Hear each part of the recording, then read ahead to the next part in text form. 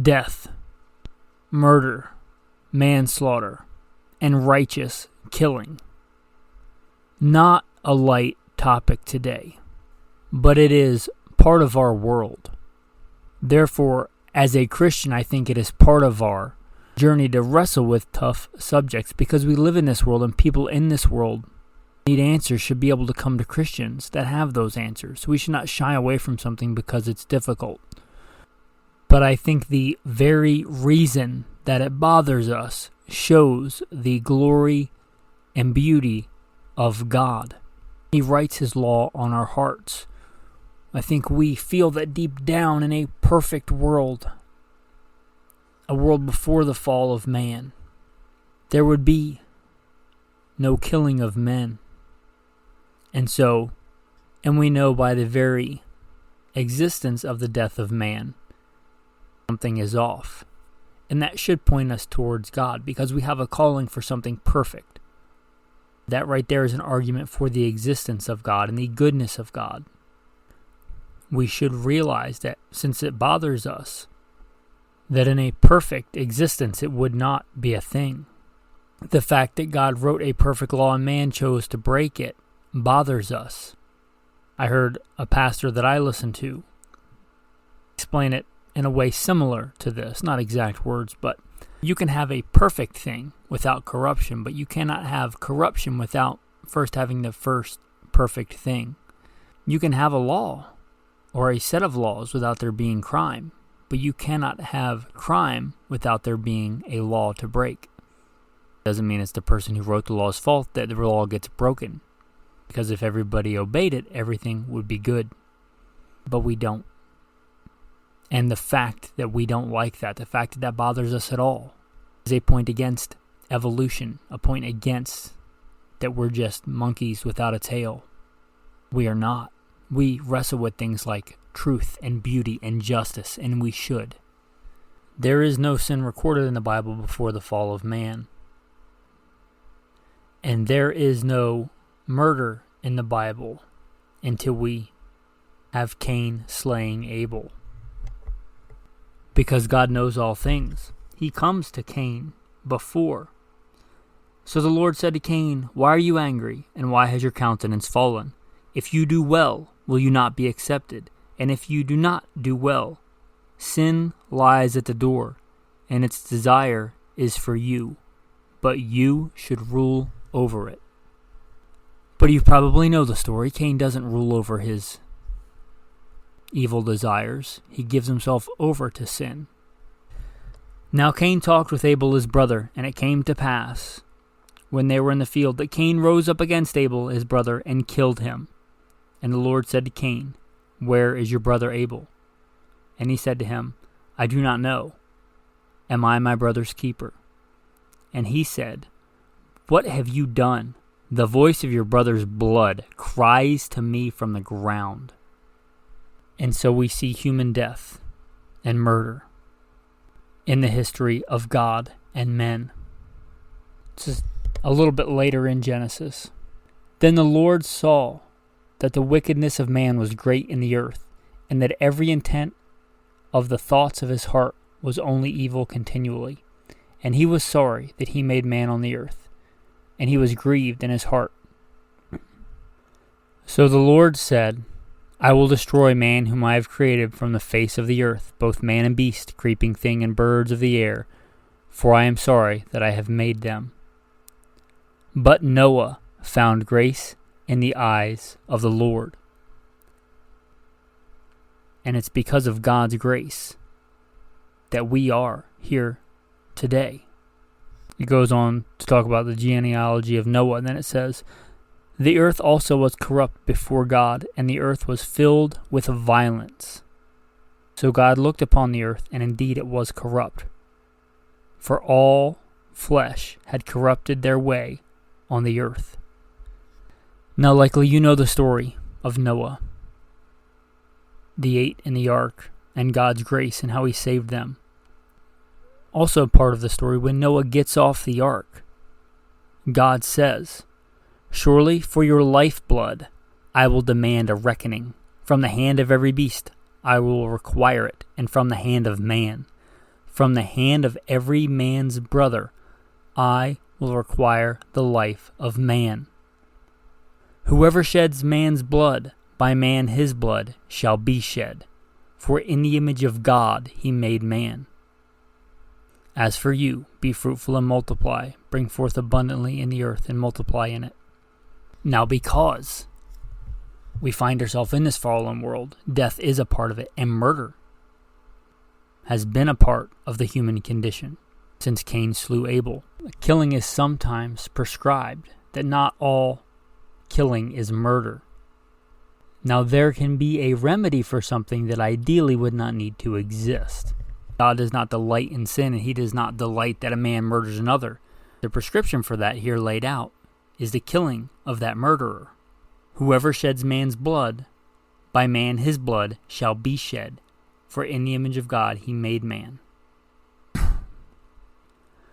In a perfect world, we would not need a fire extinguisher. Because nothing that you didn't want to burn would burn and catch on fire, and you would not have to put it out in an emergency. In a perfect world, I can argue whether we'd have automobiles or not, but assuming, right, we would not need seatbelts because there would be no accidents in a perfect world. In a perfect world, we would not need things like chemotherapy because there would not be cancer. But we don't live in a perfect world. I don't think I have to. We don't live in a perfect world, and I don't think I need to convince you of that. Just look around. And since we don't, we need things like fire extinguishers, seatbelts, chemotherapy, because it's better than the alternative. Letting a structure burn down with people inside, or a property damage car accident versus a death of a human or many humans because there are no seatbelts or airbags or things like that. Again, in a perfect world, we wouldn't need that, but we don't live in a perfect world. You and I can see that. Certainly God knows that we don't live in a perfect world. In a perfect world, no man would murder another out of jealousy, out of envy, out of malice aforethought, with premeditation, out of hatred in his heart. In a perfect world, Eve would not have heeded the encouragement of the serpent and eaten the fruit of the knowledge of good and evil. In a perfect world, Cain would not have slain Abel. But we're not in a perfect world. We're here now. So sometimes there is righteous killing in the world that we live in because we didn't listen to God and we're not in a perfect world. That doesn't make God bad. That doesn't mean that he wants it. Just like you get chemotherapy because the alternative is much worse. Sometimes the prescription is killing a man. Surely for your lifeblood I will demand a reckoning. From the hand of every beast I will require it, and from the hand of man, from the hand of every man's brother, I will require the life of a man. Whoever sheds man's blood, by man his blood shall be shed. For in the image of God he made man. Now, there are some people out there that are King James purists. You shall not kill, you shall not kill. Well, with that short passage I read you can see that there's a problem there. And certainly God does not contradict himself. And I know we got some King James purists, so let me just read to you. New International Version, you shall not murder. New Living Translation, you shall not murder. English Standard Version, you shall not murder. Brennan Standard Version, Standard Bible, you shall not murder. King James Bible, you shall not kill. I didn't cherry pick these. These are just in the order when I looked up this verse. So we have 4, you shall not murder, and 1, you shall not kill so far. New King James, you shall not murder. American Standard Bible, you shall not murder. NASB, 1995, you shall not murder. NASB, 1977, you shall not murder. Legacy Standard Bible, you shall not murder. Amplified Bible, you shall not murder. Unjustified deliberate homicide. Christian Standard Bible, you shall not murder. Holman Christian Standard Bible, you shall not murder. American Standard Version, you shall not kill. Contemporary English Version, you shall not murder. English Revised Version, you shall not murder. God's Word Translation, never murder. Good News Translation, do not commit murder. International Standard Version, you are not to commit murder. I think that's enough, right? Well, what is the difference? What makes murder a murder? Well, part of the thing that got me thinking about this today was I was reading one of the verses at the end of Numbers where it talks about manslaughter versus murder. Manslaughter is when a man kills a man by accident, and his penalty is not to be put to death. We see this a couple of places in the Bible. In the end of Numbers, he's laying out the cities of refuge. Hopefully you're familiar with the concept of manslaughter and the city of refuge. The cities of refuge in the Bible laid out and the principles behind that. I'm not going to fully expound on that because I assume you know that. And of the cities which you give, you shall have 6 cities of refuge. You shall appoint 3 cities on this side of the Jordan, and 3 cities you shall appoint in the land of Canaan, which will be the cities of refuge. These 6 cities shall be for refuge for the children of Israel, for the stranger and for the sojourner among them, that anyone who kills a person accidentally may flee there. But if he strikes him with an iron implement so that he dies, he is a murderer. The murderer shall surely be put to death. And if he strikes him with a stone in his hand, by which one could die, and he does die, he is a murderer. The murderer shall surely be put to death. Or if he strikes him with a wooden hand weapon, by which one could die, and he does die, he is a murderer. The murderer shall surely be put to death. The avenger of blood himself shall put the murderer to death. When he meets him, he shall put him to death. If he pushes him out of hatred, or while lying in wait, hurls something at him so that he dies, or in enmity, he strikes him with his hand so that he dies, the one who struck him shall surely be put to death. He is a murderer. The avenger of blood shall put the murderer to death when he meets him. However, if he pushes him suddenly without enmity, or throws anything at him without lying in wait, or uses a stone by which a man could die, throwing it at him without seeing him so that he dies, while he was not his enemy or seeking him harm, then the congregation shall judge between the manslayer and the avenger of blood, according to these judgments. So the congregation shall deliver the manslayer from the hand of the avenger of blood, and the congregation shall return him to the city of refuge. But after the death of the high priest, the manslayer may return to the land of his possession.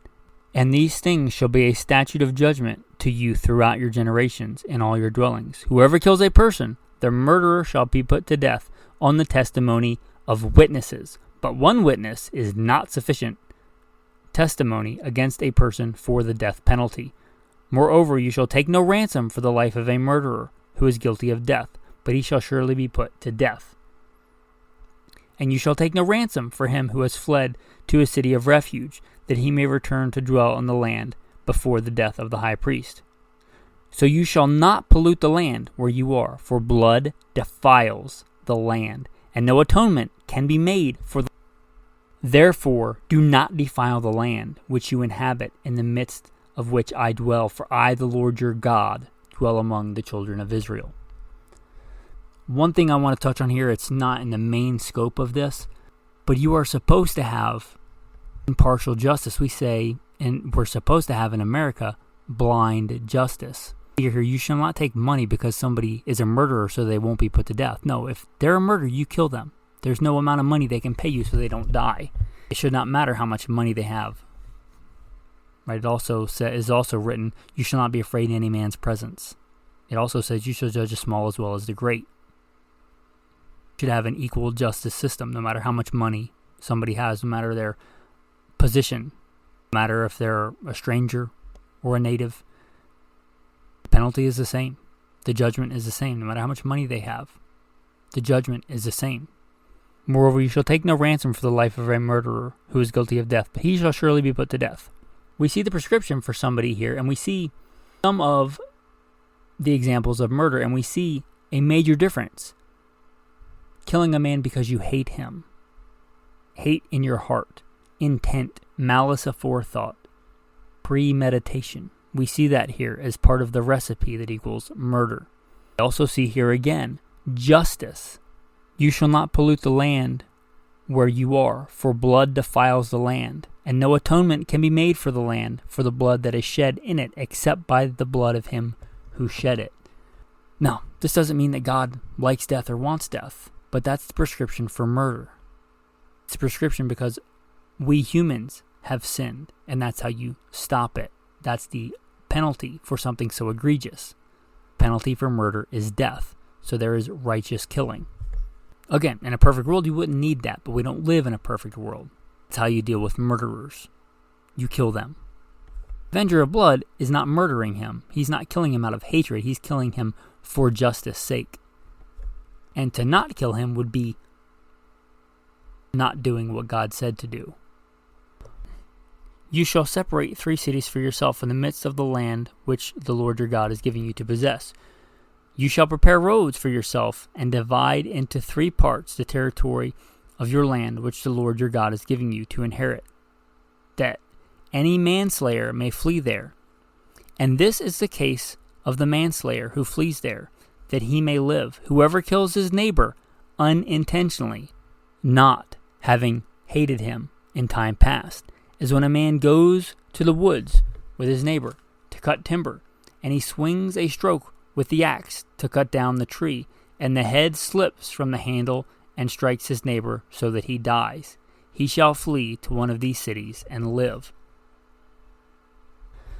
We see here a very clear delineation between manslaughter and murder. That was...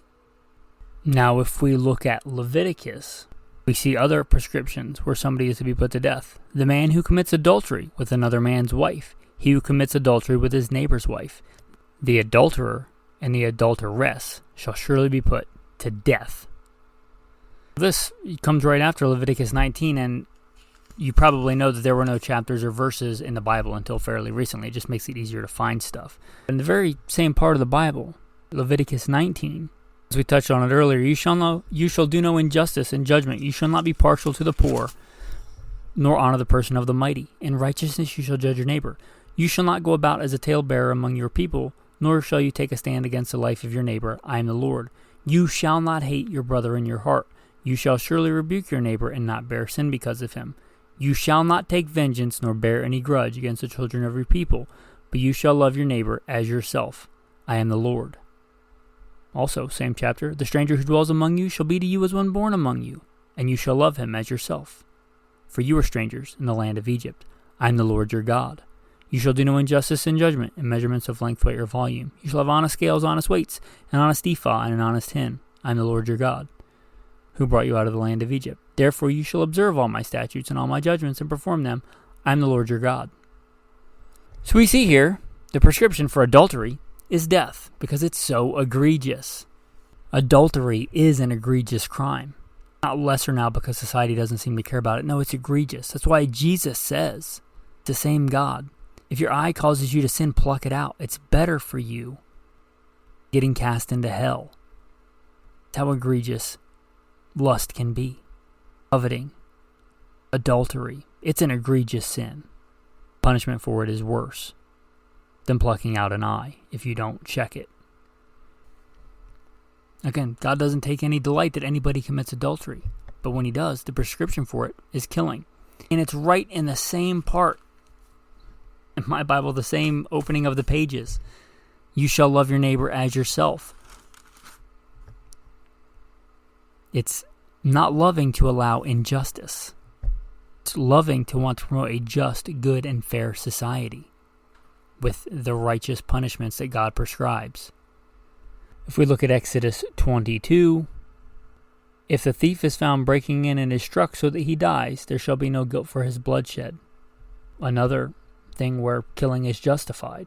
And I'm not going to go through every circumstance and every prescribed punishment for killing, but I think the point is made that sometimes killing is the prescription, is the punishment for a crime. And God says so. And God is not wrong. He is not flawed. He is not mistaken in his judgments and his decrees. I think that you have more mercy than God is just hubris and pride. So let's not go there. Well, how do we reconcile that with the words of Jesus? Well, I'd say it's the same God. In the beginning was the Word, and the Word was with God, and the Word was God. Right? It's the same God, and he doesn't change. God does not change. How then do we reconcile this? Jesus in Matthew.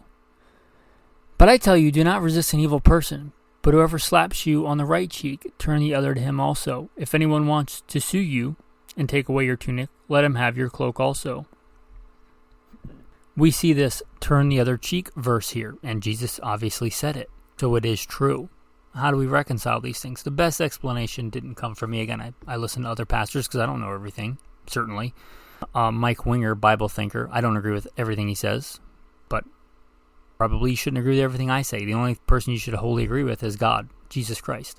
But one of the best explanation I heard came from him, and he said that one is talking about personal vengeance. You're upset, you're angry. Probably you should just let it go. The other ones we talked about, those are corporal capital punishments to be carried out by judges, a governing body. They're not doing it because they hate the murderer. They shouldn't be. They should be doing it because that's the proper prescription. It is not an emotional decision. It is a righteous and just decision. So we see here Jesus, in my opinion, upholding what we've read in Torah. You shall not take vengeance nor bear any grudge against the children of your people. He's talking about here, if somebody slaps you on the right cheek, turn the other cheek. You don't need to take vengeance. Right? It's written in Torah, you shall not take vengeance nor bear any grudge against the children of your people. Somebody slaps you on the cheek, turn the other one. I don't think that nullifies corporal capital punishment by a governing body, by just judges. So I wanted to point that out. I also see here, same, again, chapters weren't in the original, scrolls, but same chapter. Whoever breaks one of the least of these commandments and teaches men so shall be called least in the kingdom of heaven. But whoever does and teaches them shall be called great in the kingdom of heaven. For I say to you, unless your righteousness exceeds the righteousness of the scribes and the Pharisees, you will by no means enter the kingdom of heaven. He doesn't nullify this. In fact, he doubles down on it. He makes it even more obvious. You have heard that it was said to those of old, you shall not murder, and whoever murders will be in danger of judgment. But I say to you that whoever is angry with his brother without cause shall be in danger of judgment. And whoever says to his brother, Rakah, shall be in danger of the council.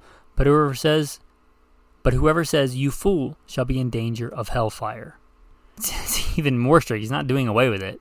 In modern vernacular, I'd say he's doubling down on it. Murder happens when you hate somebody in your heart and then you kill them. He's saying don't even hate them in your heart. Just stop it. Just don't even hate them in your heart. Even if you don't kill them, it's bad. Don't do that. Murder is, I would submit, the outward manifestation of you hating somebody in your heart so much that you can't control yourself, you lose control, and you kill them.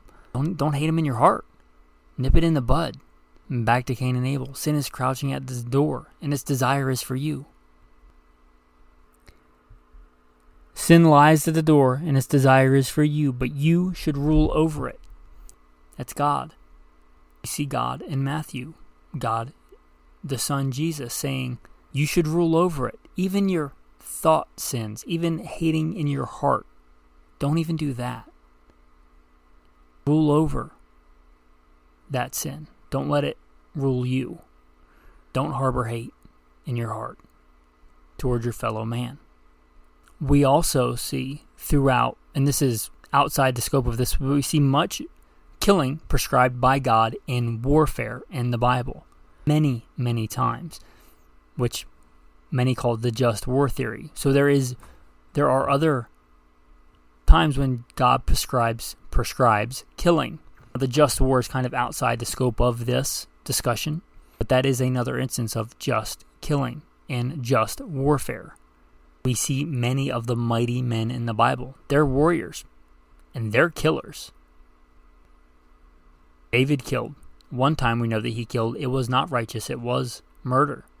But he killed, tens of thousands. He was a man after God's own heart. And in a perfect world, but David didn't live in a perfect world. You and I don't live in a perfect world. David was a man of God, and he slayed a bunch of people. Samson, he had many faults, but slaying Philistines wasn't one of them. Gideon, right?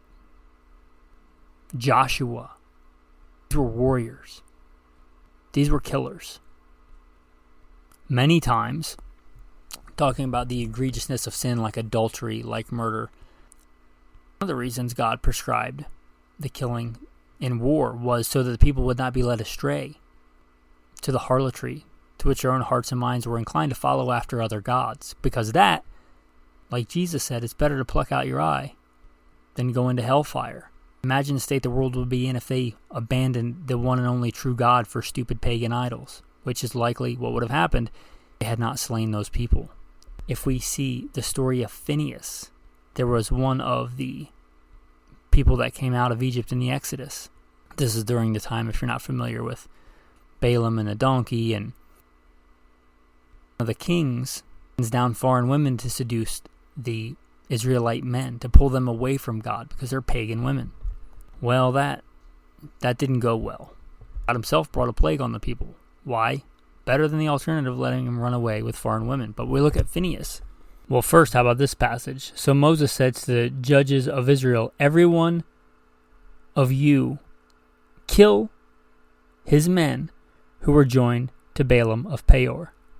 And indeed, one of the children of Israel came and presented to his brethren a Midianite woman in the sight of Moses, and in the sight of all the congregation of the children of Israel, who were weeping at the door of the tabernacle of meeting. Now Phineas, the son of Eleazar, the son of Aaron the priest, saw it, and he rose from among the congregation and took a javelin in his hand, and he went after the man of Israel into the tent and thrust both of them through, the man of Israel and the woman through her body. So the plague was stopped among the children of Israel. This is my interjection here. That man of Israel who went astray with that man who went away with the strange foreign woman, and Eleazar ran them through with a spear. What do you think God's reaction was to that?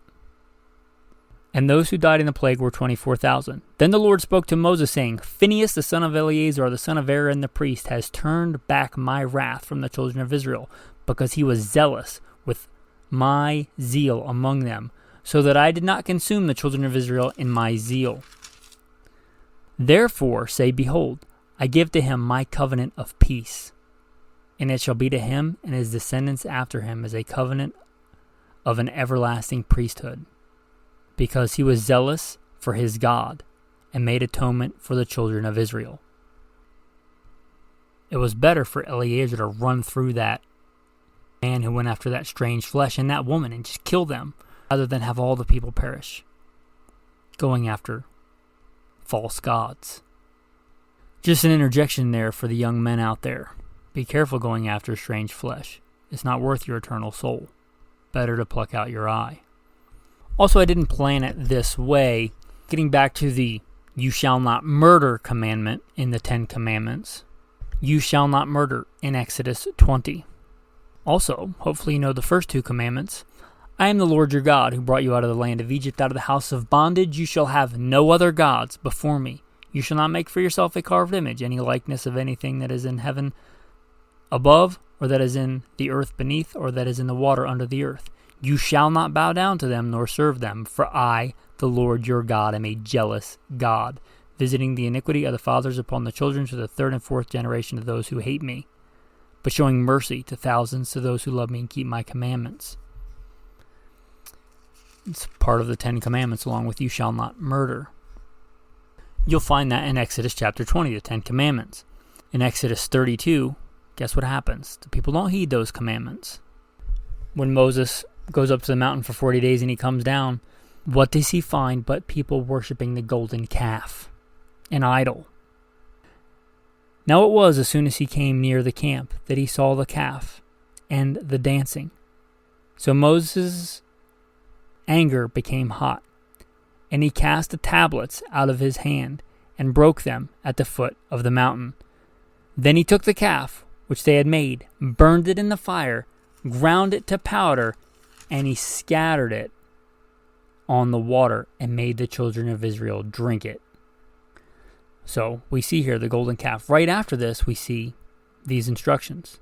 Then he said to them, "Thus says the Lord God of Israel, let every man put his sword on his side and go in and out from entrance to entrance throughout the camp, and let every man kill his brother, every man his companion, and every man his neighbor." So the sons of Levi did according to the words of Moses, and about 3,000 men of the people fell that day. Then Moses said, "Consecrate yourselves today to the Lord, that he may bestow on you a blessing."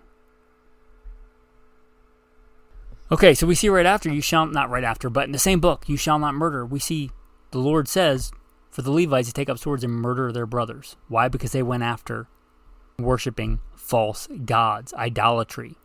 Now, it'd be better if they hadn't done that. Then they wouldn't have needed to die. But since they did that, better to slay them than to let all the people be lost to the fires of hell. Continue in idolatry, harlotry with false gods. It's a serious matter. So we see here God's prescription is death, taking up a sword and slaying those idolaters. Same God. Jesus says in Luke, "Let he who has no sword sell his cloak and buy one." Now, they already had swords, and Jesus knows everything. He knew they had swords. But we see this here illustrated that Jesus told his disciples to have swords. A sword is a weapon of war. As somebody who's made his living as a man of war, as a Marine Corps veteran, served the branch of the military, law enforcement. A sword is a weapon of war. He didn't tell them to have a pocket knife. They had small knives back then for cutting bread or for working on fish nets, right? They were fishermen. He said have a sword. A sword is a weapon of war. Now, to be clear, he did tell Peter to put his sword in its sheath when he used it. He used it at the time he wasn't supposed to, but he didn't tell them to get rid of it. He didn't say, oh, cast that thing away, you should never have a sword. No, he told them to have swords. Also, we see, when John is baptizing in the river, we see an instance where people come to him. Some of them were soldiers.